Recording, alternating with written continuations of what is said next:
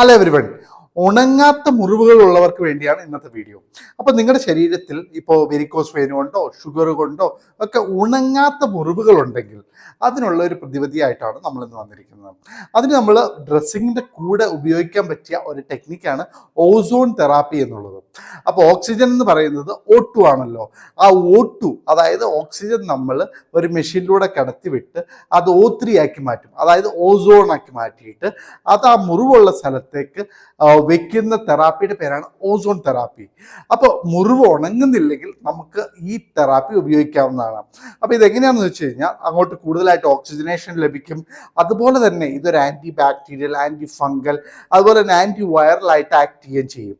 അതിന് കൂടെ ഫൈബ്രോബ്ലാസ്റ്റിൻ്റെ എണ്ണം കൂട്ടിക്കൊണ്ട് ഗ്രാനുലേഷൻ, അതായത് അവിടെയുള്ള ആ മുറിവ് ഉണക്കിയെടുക്കാനുള്ള കാര്യങ്ങൾ ഈ ഓസോൺ തെറാപ്പി ചെയ്യുകയും ചെയ്യും.